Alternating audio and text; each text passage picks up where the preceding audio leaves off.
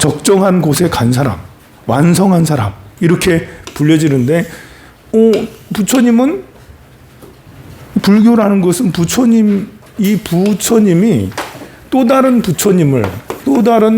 부처님을 만들어내기 위해서 굉장히 노력하는 게 부처님이 하시는 일이죠. 부처님이 하시는 일은 나랑 똑같은 사람을 다시 또 만들겠다.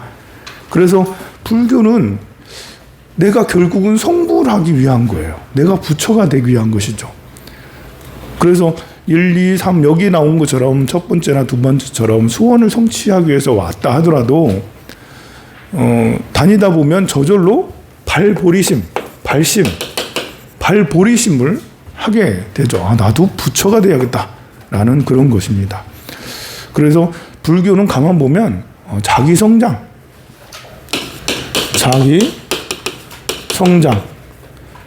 적당히 성장한다는 게 아니라 가장 높은 곳, 최고로 높은 곳까지 무상정각이라고 그래요. 그것을 무상정각 따라해봐요. 무상정각.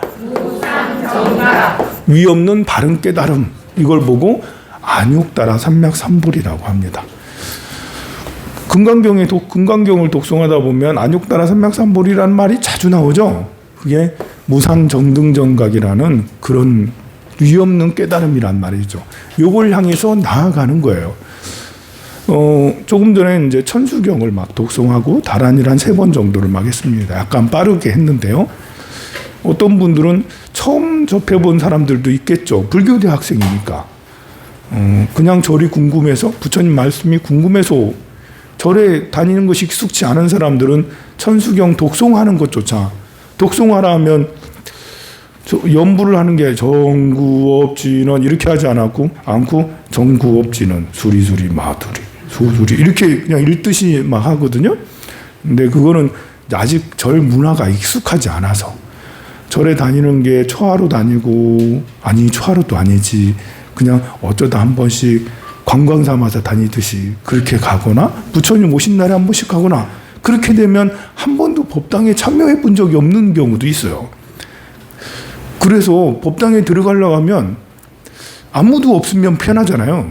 법당에 절에 갔는데 법당에 아무도 없어. 그럼 들어가서 이제 초도 켜고 초도 올리고 뭐 쌀도 올리고 하긴 해요. 근데 안에서 스님이 법문하고 있고 강의하고 있고 무슨 뭐 기도를 하고 있으면 내가 들어가야 되나? 들어가도 되나? 약간 이제 망설여요. 그래 문 앞에 들어가도 되나 마나 이제 그런 분들이 의외로 많아요. 이제 불교대 학생은 수준은 그 정도 되는 사람들이 오는 거예요. 그곳에서 조금 더 넘으면 경전반으로 가면 되는 거고요. 그런데 절에 대웅전에서 어떤 법회를 하더라도 심지어 제를 지내더라도 여러분들이 주말에 가면 이제 10시, 11시, 12시 때 가면 절에서 제를 많이 지내거든요. 제를 지내면 스님이 한 2-3분 연부를 하고 제자들이 그 영가 사진 앞에 영정 앞에서 같이 울면서 이렇게 하면서 이제 기도를 하고 있거든요. 그러면 법당에 들어가야 되나? 들어가도 되나? 이거는 절에 오래 다닌 사람도 그래. 절에 오래 다닌 사람도 초하루 법회 늘 다니던 사람도 스님이 지금 연부를 하고 사시불공을 하고 있네? 그럴 때는 나도 가서 참여해야지? 그래서 참여를 해요. 그런데 어디가 49제를 지내고 있으면 이거 들어가도 되나? 내가 거기 앞에서 앉아가지고 같이 해도 되나? 그래서 그냥 부처님한테 삼배만 드리고 나오는 경우도 참 많아요. 자, 법당에 갔는데 이렇게 스님이 강의하고 있어. 강의하는 모습을 본 적이 잘 없는 경우가 많아요. 기도하는 모습은 많이 봤어. 법당에 들어가니까 스님이 연부를 해. 정부업진을 하면서 관세 테이프도 많이 틀어놓잖아요. 그러니까 그거는 익숙해서 그것까지는 이제 들어가서 자유롭게 같이 기도해도 되는구나 라는 이런 것까지는 돼요. 그런데 그런 사람도 스님이 기도할 때는 앞에 스님이 이제 앞을 보는 게 아니잖아요. 이렇게 문에서 부처님 바라보고 계속 연부를 하고 있잖아요. 사람들하고 같이 얼굴 마주보고 하고 있지 않잖아요. 그러니까 뒤에서 와서 편하게 스님 연부를 하고 있으니까 그 절하고 삼배 올리고 갈 사람 가고 뭐 이제 같이 기도할 사람 기도하는데 스님이 강의한다라는 것은 지금 이 상태잖아요. 그럼 이제 저 뒤에서 들어오려고 하는 사람이 들어가도 되나? 말아야 되나? 여기도 마찬가지예요. 불교대학 강의장이잖아요. 여기 같은 경우는 폐쇄된 공간이잖아. 나도 불교대학 청강해도 되나? 여기 들어오면 안 될 것 같은 그런 느낌 있잖아요. 근데 강사인 내 마음은 아니라고. 누구라도 들어와서 청강하면 땡큐지. 너무 고맙지. 와서 들어주세요, 내 강의를. 그런데 여러분들은 아니라고. 내가 들어가면 안 될 것 같은 분위기인데 여기서 그런 것처럼 법당에서도 종종 그래요. 법당에서도 제가 강의를 많이 하거든요. 불공 끝나면 늘 강의하고 그래요. 그러면 이제 문 앞에서 들어가도 되나? 말아도 되나? 이렇게 많이 망설여요. 그러지 마시라고. 스님이 강의하고 있으면 황룡사 아니더라도 다른 데라도 그 강의하고 있으면 와가지고 들어와서 같이 들어도 돼요. 그때 들어왔을 때 이렇게 삼배를 해야 되나? 삼배하라니까 남들이 나를 다 보는 것 같고 그렇게 삼배를 하고 앉아서 이제 강의 들어도 되고요. 슬그머니 이제 화장실이라도 갔다 온 사람처럼 슬그머니 앉아서 강의를 들어도 괜찮습니다. 그렇게 하는 것이 좋습니다. 강의를 듣는 것이.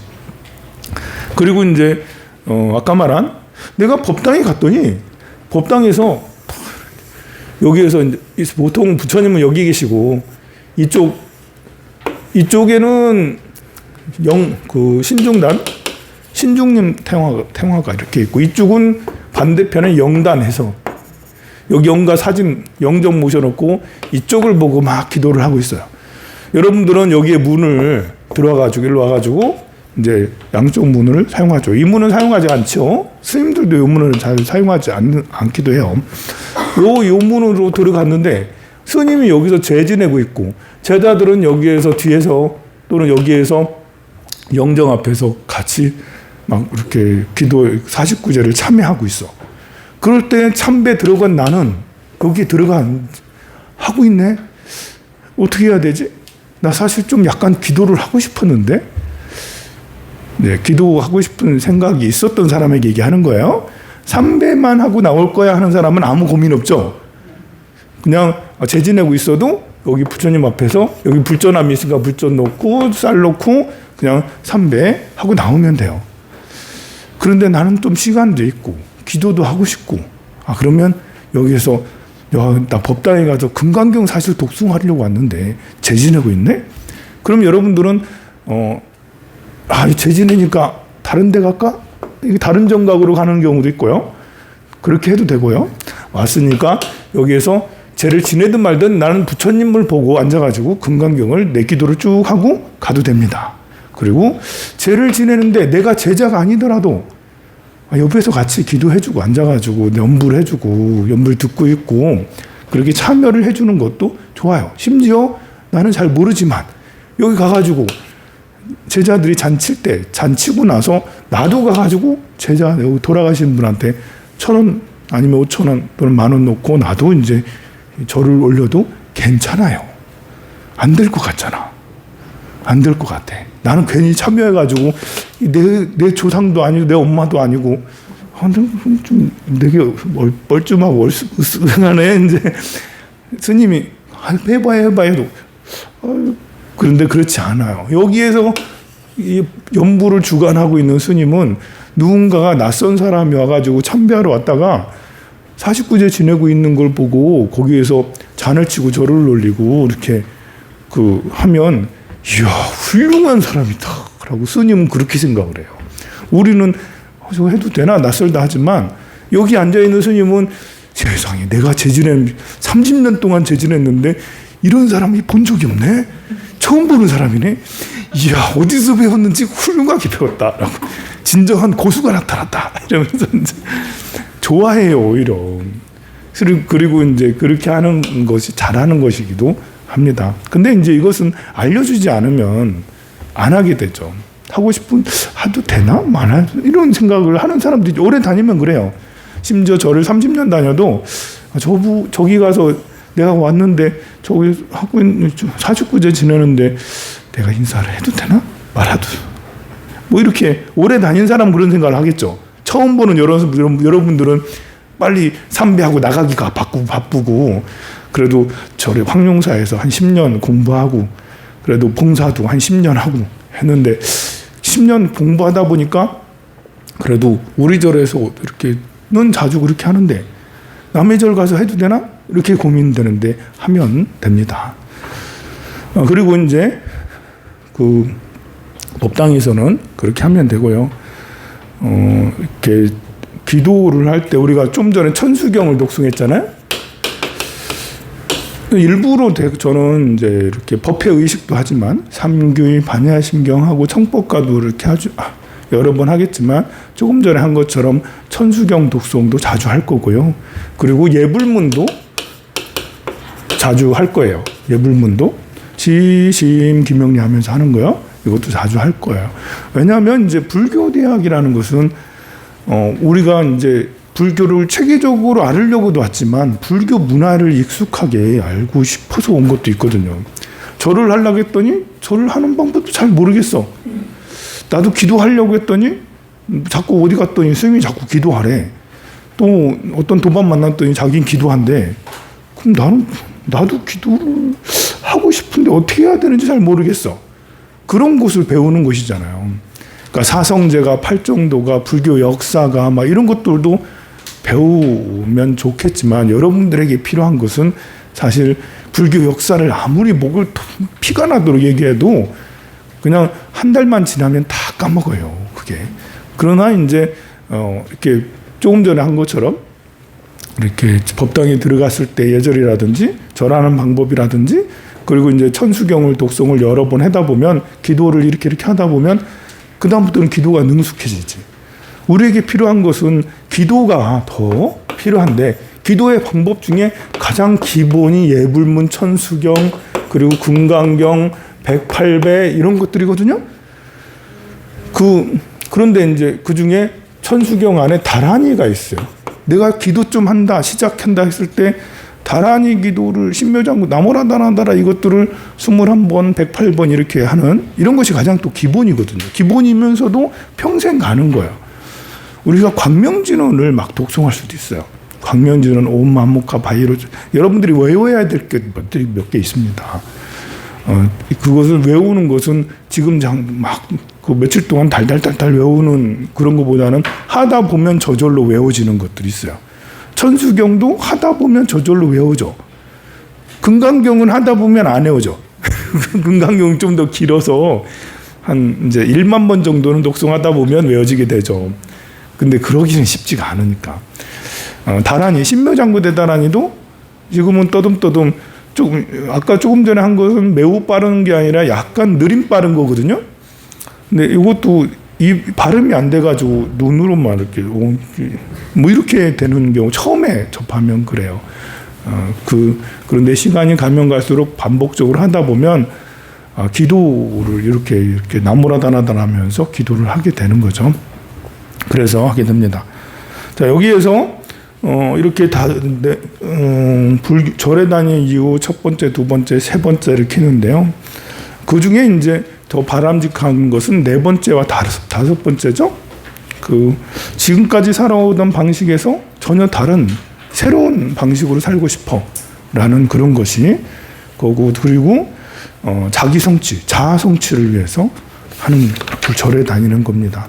30페이지 중간쯤에 보면 그러기 위해서는 현재 자신이 어떤 상태인지 진지하게 살펴야 돼요. 그렇게 자아 성취를 하려면 자아 성취. 절에 와서 내가 조금 더 나은 나를 만들려면 이 불교에서 요구하는 것은 처음으로 요구하는 것은 너 자신을 알라. 자신을 인지하는 분명하게 인지하는 그런 방법을 익혀야 되는 것이죠. 그래서 부처님의 수행의 가장 기본적인 것은 사성제라고 그러죠. 나중에 다 공부하지만 지금 다 조금만 맛보면 고짐멸도에서 고성제, 집성제, 멸성제, 도성제를 수행의 큰 축으로 뼈대로 삼아요. 자아 성취를 하려면 체계적으로 해야 된다. 그냥 나 좋은 사람 됐으면 좋겠어 라는 것은 어디라도 누구라도 그런 생각을 해요. 10살 아이도 난 조금 더 좋은 사람 될 거예요 라고 생각하죠. 그런데 불교는 3000년 동안 그걸 해왔어요. 근데 이 불교에서 제시하는 것은 체계적이어야 된다. 체계적.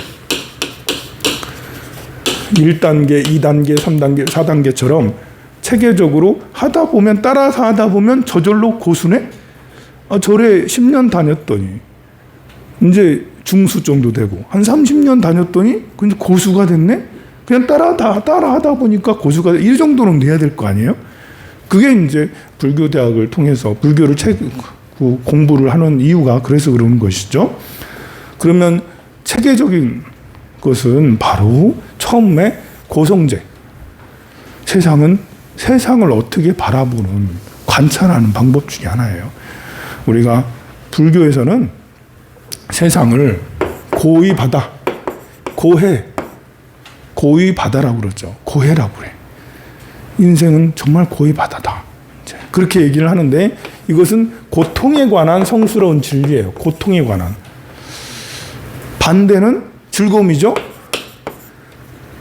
고락. 세상은 사랑으로 가득해 있어. 자비로 가득해 있다. 라고 생각하는 것은 고통이 아니고 세상은 행복으로 가득 차 있다라고 하는 것이죠.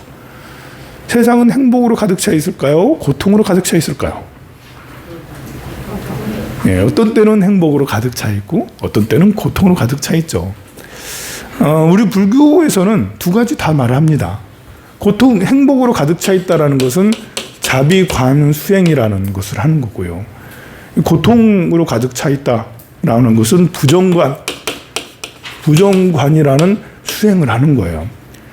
세상을 이렇게 부정적으로 보는 관법과 그리고 자비로 가득 찬 관세음보살님의 황금빛으로 세상 가득 차 있다라고 생각하는 것도 동시에 그러면서도 고통으로 가득 차 있다라는 그런 것이죠. 난 널 사랑해. 하지만 진짜 미워. 밉지만 사랑해. 이런 거예요. 두 가지 마음을 동시에 가질 수 있죠? 있어요, 없어요? 사랑하지만 미워요. 밉지만 사랑해. 그런 것처럼 세상은 빛으로 가득 차 있지만 그 이면에는 이렇게 이만큼 서로 시기 질투하고 사기치고 서로 속이고 이만큼 더러운 세상도 없어.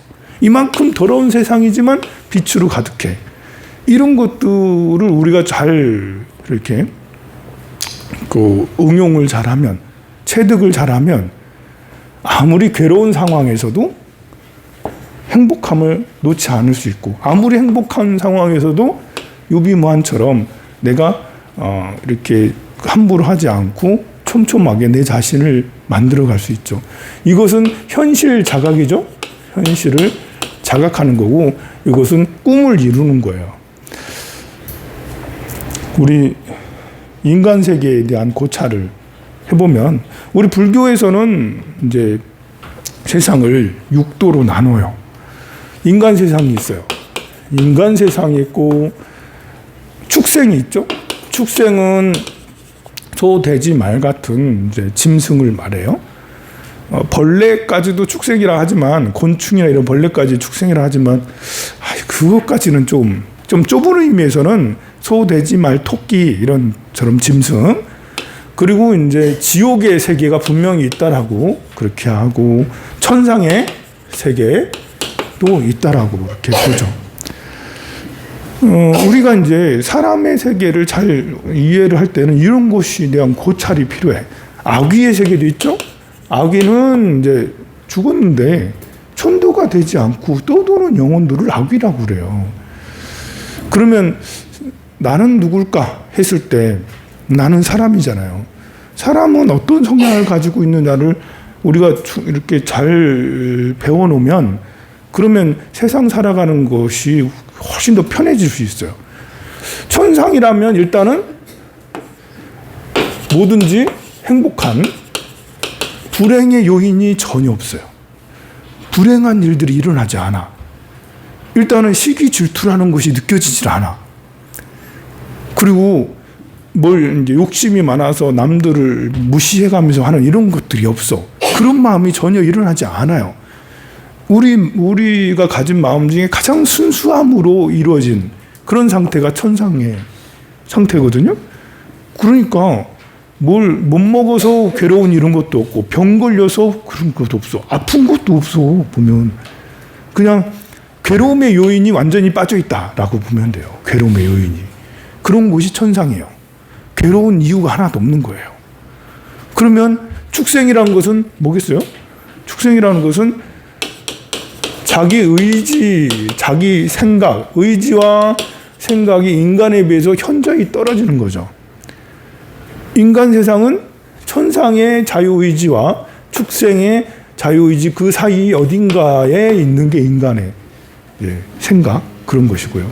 지옥은 내가 생각할 겨를이 없어요. 고민하고 생각할 겨를이 없죠. 너무 고통스러우니까. 또 악인은 천도가 되지 않고 떠도는 거니까요. 어찌 보면 축생보다도 더 힘든 상황이 악귀의 상황이라 할 수도 있겠죠. 그럼 이 사람의 상황은 뭐냐? 사람으로, 이게 우리 있잖아요. 천상에 있다가 축생으로 떨어지면 착한 호랑이가 될까요? 호랑이로 태어났어. 천상에 살다가. 그러면 고기도 안 먹는 착한 호랑이가 될까요? 아니에요. 그 될 수가 없어요. 이 몸뚱아리, 이거 하도 외우잖아요. 몸뚱아리가 가진 에너지가 있다고요. 그러니까 호랑이로 태어나면 아무리 사람으로, 저는 자비롭습니다, 여러분. 저는 여러분들을 진짜 사랑합니다. 나 같은 사람도 호랑이로 태어나면 다 잡아먹습니다. 다 먹잇감들이야, 전부 다. 먹잇감들. 왜냐면은 호랑이의 하드웨어 자체가 뇌 구조 자체가, 몸의 구조 자체가 그렇게 만들어져 있어요. 돼지는 돼지대로 몸의 구조 자체가 그렇게 돼 있어요. 우리가 여러분들이 돼지로 태어나면 꿀꿀 안 되겠어요? 꿀꿀 하는 거예요, 돼지로. 닭으로 태어나면 꺾기고 다 하는 거예요. 벗어날 수가 없어요. 내가 그 몸으로 가지면 무슨 생각을 더 하겠습니까? 인간 천상에 살다가 닭으로 태어났는데, 그러면 더 깊은 명상을, 닭이 명상을 할까요?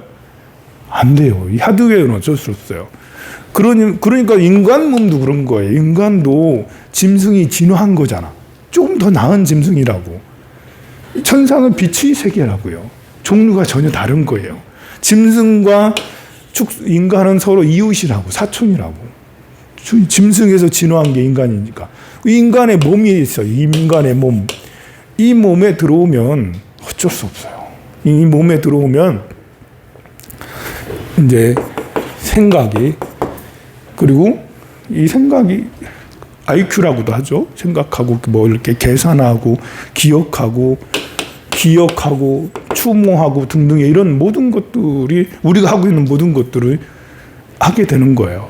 근데 이걸 하면 우리가, 이게 천상에 살다가 사람으로 태어나면, 천상은 질투가 없다 했잖아요.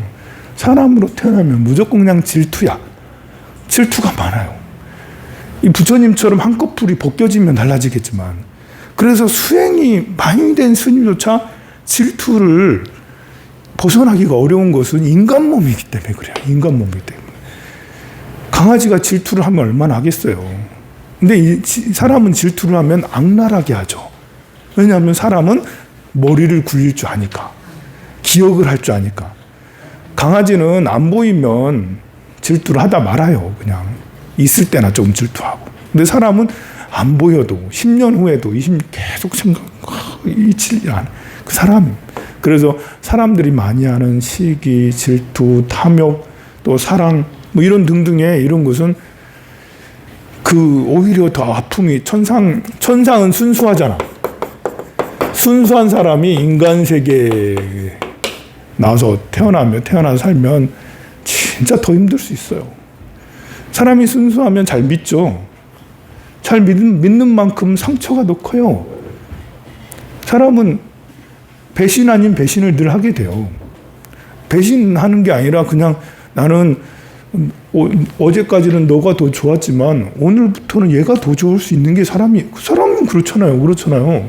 근데 어제까지 친했던 얘는 막 마음이 너무 순수해서 못 견뎌내는, 너무 힘든 거예요. 난 너를 진심으로 사랑했어요. 근데 사랑은 변하는 거죠? 남녀 간의 사랑도 변하는 게 정상이에요. 안 변하는, 순수한 사람들이 안 변하는 거예요. 순수한 사람들이 10년이 지나도 20년이 지나도 천상에서 왔는가 봐. 떨어졌는가 봐. 천상에서 떨어져서 너무 순수해. 그래가지고 사랑을 100년 동안, 1000년 동안 난 널 사랑하고 그러고 가고 있어. 근데 우리 사람들이라는 건 그렇지 않잖아요. 사랑도 중요하지만 이익도 중요하고 건강도 중요하고 엄마도 중요하고 아들도 중요하고 중요한 게 많다 보니까 사랑이 변해가요. 그래서 사람으로 태어나면 겁을 다 겪어요. 재앙을 다 겪는다라는 것이죠. 이게 불일치하기 때문에 그래요.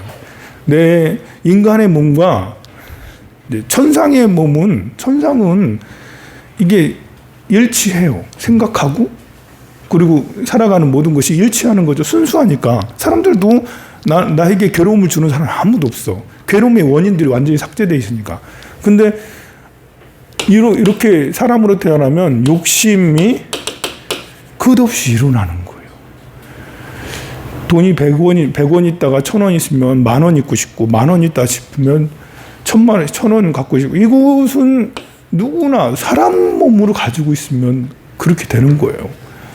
또 이성을 또 사랑하고 또 질투하고 하는 것도 천상에서는 사랑도 그렇게 애절하게 하지 않지만 질투도 애절하지 않아요. 그런데 사람은 한번 퍽 빠지면 사랑, 그래서 정겁을 겪어요. 정에 대한 겁을. 부모 자식 간의 정에 대한 겁을 겪죠. 천상에서는 아들이 죽어도 그냥 인연이 다요. 천상에서도 죽음이라는 게 있어요. 신들도 죽으니까 그냥 죽고 마는 거예요. 그냥. 근데 사람은 부모, 특히 어머니가 아들이 죽었어 먼저. 야, 이거는 무슨 천벌이냐. 아들이 죽으면 마음속에서 계속 끝없이 별의별 생각이 다나. 내가 너를 죽였다느니, 뭘 했다느니, 내가 업장이 두텁다느니, 눈물이 마를 날이 하나도 없는 거예요. 계속 생각을 하는 거죠. 좀 시간이 지나면 안 아플 줄 알았는데 그렇지 않아. 시간이 지나도 계속 아파. 그러니까 정겁을 겪고, 남녀 간에 사랑하는 것들도 이루어지지 않으면 서로 상사병이 걸려서 죽을 만큼 막 같이 뛰어들어서 죽자, 막 같이 도망가자, 가자, 이러면서 그렇게 하다가 또 좋을 때는 한 3년 엄청 좋아하더니 결혼하고 나서는 이제 그 다음부터는 또 원수가 돼가 또 그러고 이런 게 다 정겁이에요. 그런데 순수할수록 그것이 너무 아파. 때가 많이 묻으면 변할 수 있지 이러면서 이렇게 하고요. 그리고 재물에 대해서 또 물질에 대해서 겁을 겪어요. 재앙을 받아요. 이게 살면서 이렇게 누구나 다 부자를 바라지만 그렇잖아요. 투자를 잘못해서 그냥 대출 많이 받아서 집 사면 다 될 줄 알았는데 집값이 올랐으니까 계속해서. 근데 지금은 어떻게 해요? 지금은 떨어졌어요. 안 팔려요. 이자는 계속 늘어난다. 많이 내야 돼요. 너무 쪼달리는 거야. 너무 쪼달려. 그래서 돈.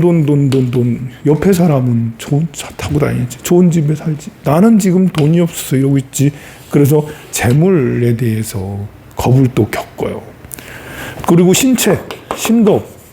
신체에 대해서 건강한 사람은 괜찮지만 10년 동안 막 너무 아파. 막 폐암 이런 걸로 너무 아파. 20년 동안 막 계속 아파. 이렇게 너무 몸이 아픈 다른 짐승들은 조금 아프면 그냥 얼마 있다 죽어요. 근데 사람은 자꾸 살려놔. 아픈데 또 살려놓고 또 살려놓고 계속 살려놔. 계속 약 먹으면서 막 있어야 돼. 제발 좀 나 좀 죽여주세요 할 만큼 너무 아픈 이런 몸에 대한 아픔을 겪어요. 이렇게 형제지간에 서로 원수가 되기도 하고 등등의 이런 것들을 막 많이 겪는 게 인간 세상이에요. 그래서 인간 세상은 세상 자체가 고의 바다다. 고해 바다다. 고해다 그냥. 우리가 욕심을 내려놓지 않는 이상, 어떤 원이나 기대를 내려놓지 않으면 이런 세계에 사는 것이고, 그리고 우리는 그렇게 또 살아가요. 그래서 누가 시기 질투 많이 하고 고소고발 많이 하고 또 누가 이렇게 뒤에서 이렇게 그 뒷담화 많이 하고 그렇게 하는 거에 대해서 너무 민감하게 반응할 필요. 천상에서 살다가 내려와가지고 그런 걸 몰라가지고 너무 인간의 환멸을 느껴 이렇게 생각하지 말자고. 좀 이런 배운다는 것은, 부처님의 가르침을 배운다는 것은 일단 인정하는 거예요. 세상 사람들은 다 어리석다. 인간의 몸은 어쩔 수 없이 그렇게 살아가게 돼 있는 거예요. 다른 기대할 필요 없어요. 여러분들이 이 사람은 훌륭하지라고 하지만 같이 살아봐요. 질투 더 많이 하고 더 안 그래요. 그래서 사람 하드웨어, 인간의 몸은 그렇게 태어났다. 그래서 이렇게 이런 곳에서 굴레에서 벗어나려고 하는 것이 이제 불교예요. 이걸 인정해서 그냥 뭐 다 포기하고 살자라는 게 아니에요. 이것을 이 굴레를 벗어나서 천상의 그리고 그 이상의 상태를 되고자 여기에서 굴레를 벗어나고자 그렇게 하는 거죠. 이 지옥아기 축생 이런 것들 얘기하는 것들도 육도 윤회, 돌고 도는 윤회, 돌고 도는 윤회를 얘기하는 것은, 불교에서 이런 얘기를 하는 것은 윤회에서 툭 벗어나오려고, 이런 굴레에서 사람의 몸으로 태어났더니 사람의 몸 이렇게 살아야 돼. 축생 호랑이로 태어났더니 호랑이 또 살아야 돼. 지옥으로 태어났더니 지옥에서 또 그렇게 살아야 돼. 천상에 좋은 것 같아도 복이 닿으면 또 떨어져. 그러니 여기에서 이것에서 이 굴레에서 벗어나는 방법, 그것이 바로 이제 고성제, 집성제, 멸성제, 도성제를 기억하라. 도성제. 이걸 자각하라는 거죠. 고통을 자각하라. 죽음을 자각하라. 괴로움을 자각하라. 우리는 괴로울 수밖에 없다. 그리고 고통의 원인을 찾아라. 원인은 무엇일까? 내가 이렇게 인간의 몸에서 고통받으며 살아가는 원인이 뭘까? 집성제. 이게 탐욕이잖아요? 탐욕. 또 구체적으로 하면 가래.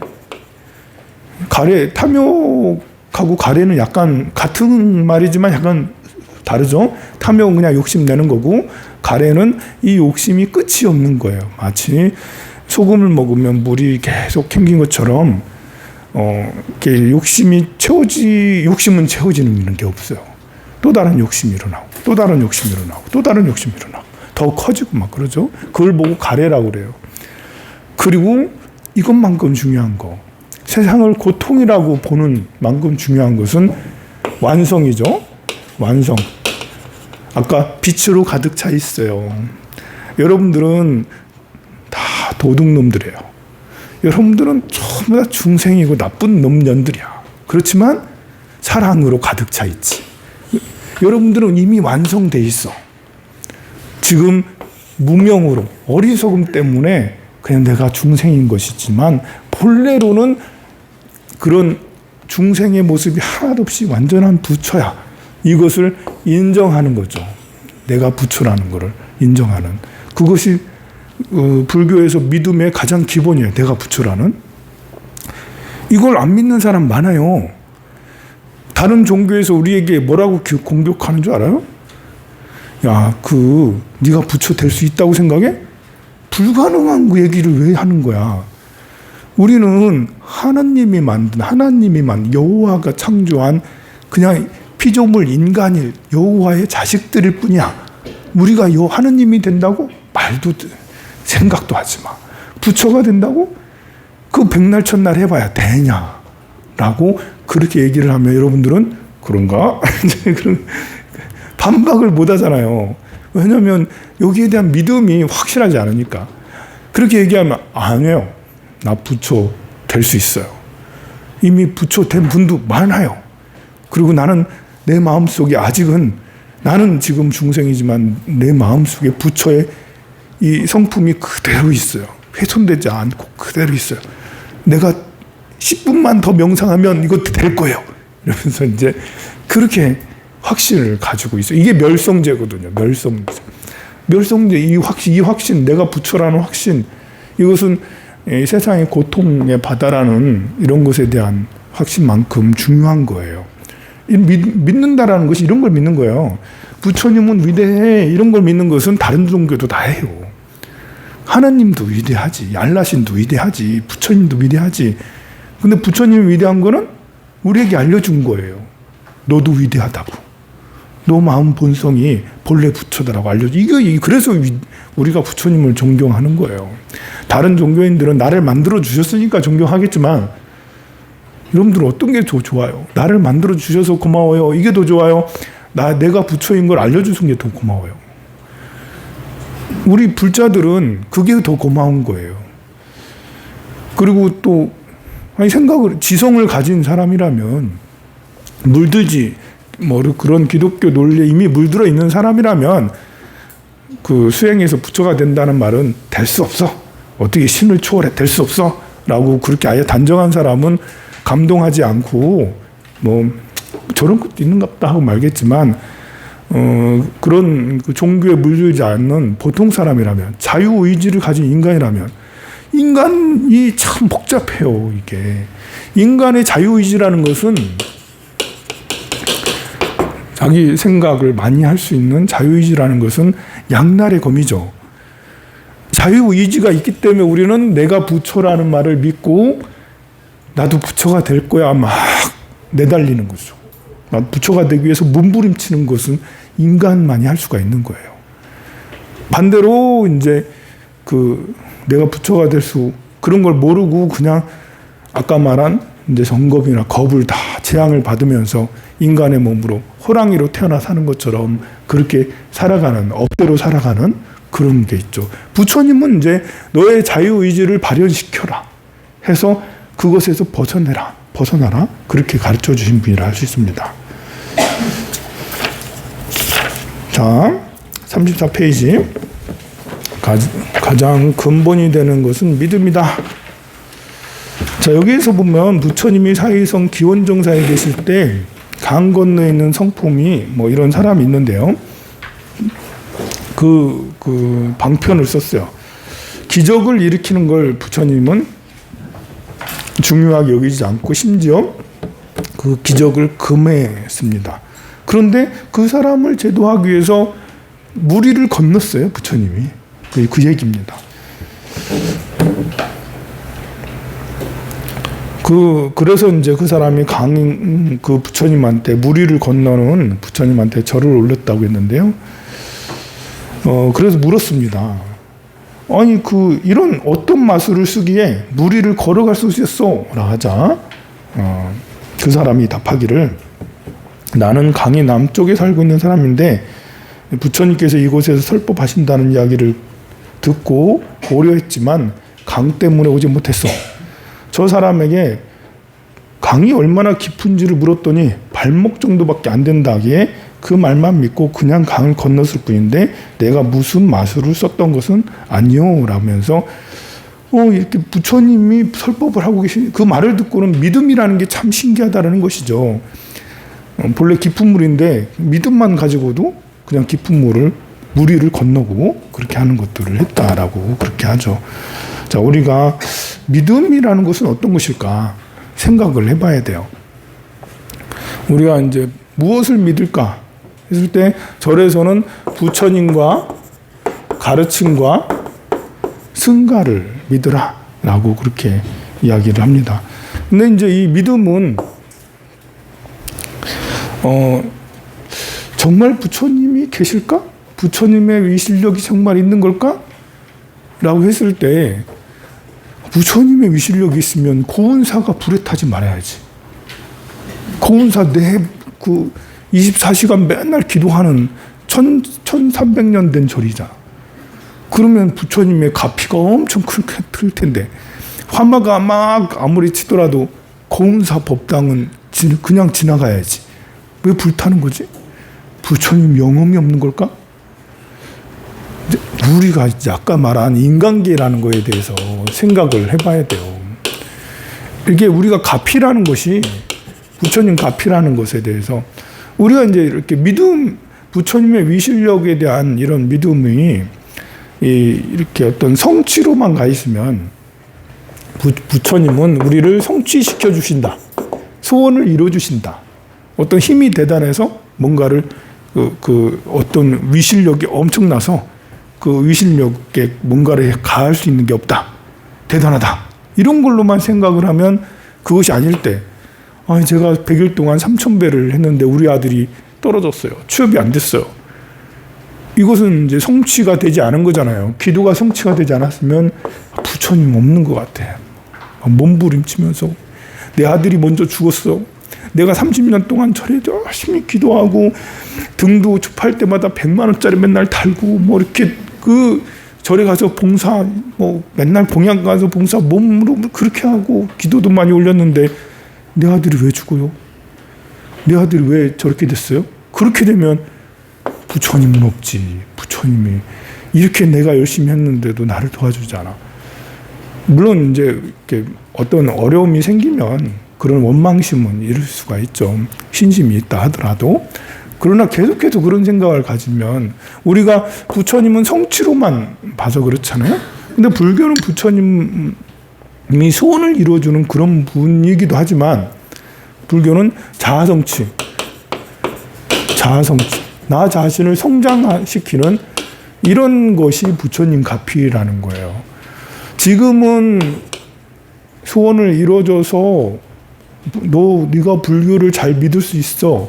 믿게 해줬어. 라고 하는 걸 수도 있지만 부처님이 가피가 있다, 영험이 있다 라고 했을 때 소원을 들어줘서 좋은 일이 생겨져서 하는 방편도 쓰기도 하지만 지금 부처님 복권 당첨하게 해주세요. 근데 제가 그래서 복권이 당첨되면 과연 이것이 영험하다 할 수 있는 건가? 이게 영험한 걸까?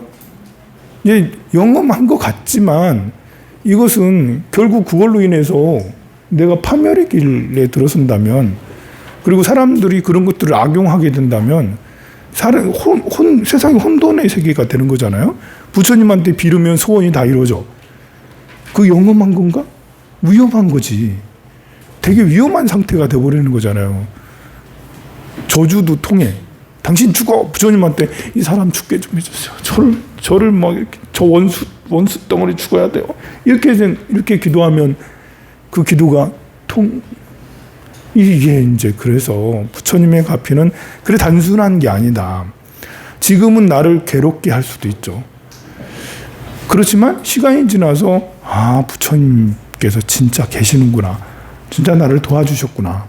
라는 것은 시간이 지나서 확신이 들어야지 그것이 진짜 가피라고 할 수가 있죠. 그래서 가피는 세 가지가 있다라고 그래요. 가피는 몽중가피. 꿈에서 보여주셔서 이게 은혜를 입는. 그래서 기도를 열심히 했더니 내가 허리가 아파서 기도를 열심히 했더니 100일 기도, 300일 기도, 막 1000일 기도를 했어. 근데 어느 날 꿈을 꿨는데 관세음보살님이 약병을 들고 와가지고 내 몸을 막 씻어주더라고. 그리고 허리에를 이렇게 밟아주시고 이렇게 문질러 주시고 하시더라고.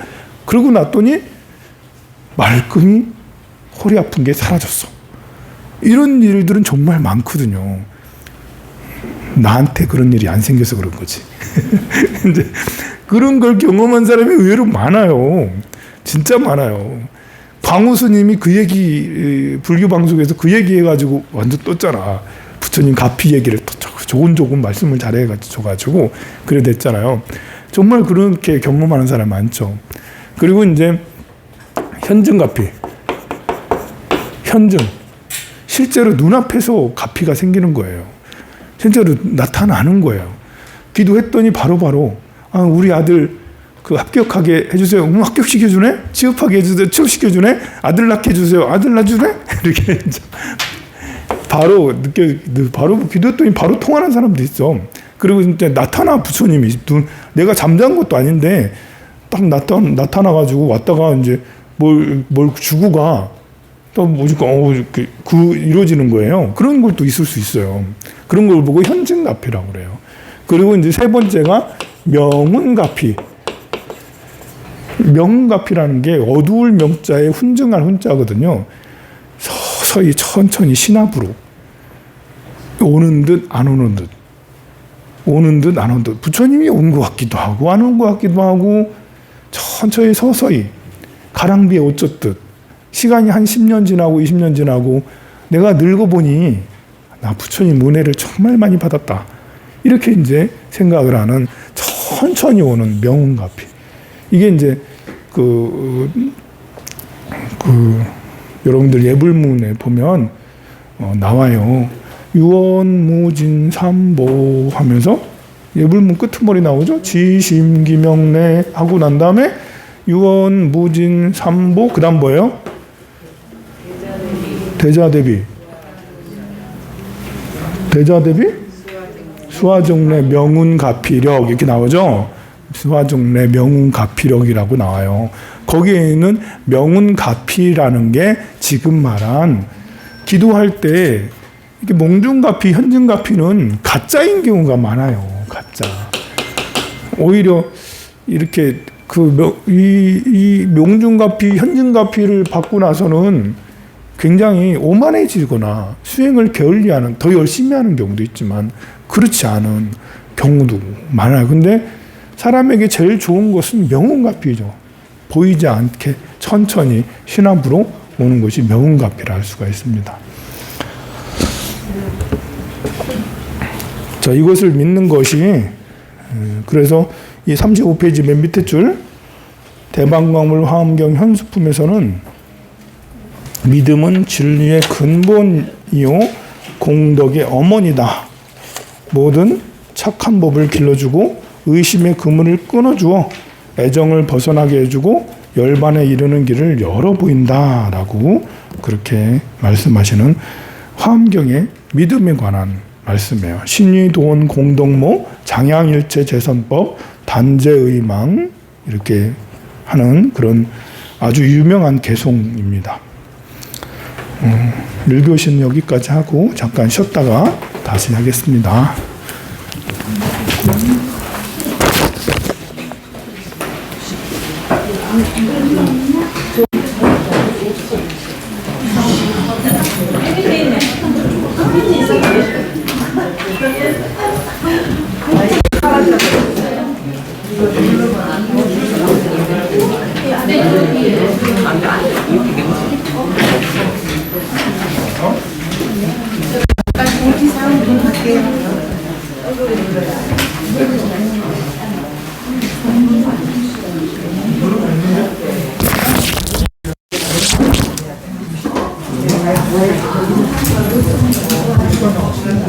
잠깐 공지사항 쉬는 시간에 좀 말씀드릴게요. 오늘 부회장님하고 총무님을 뽑아야 되는데 저랑 같이 도와주실 분 혹시 안 계실까요?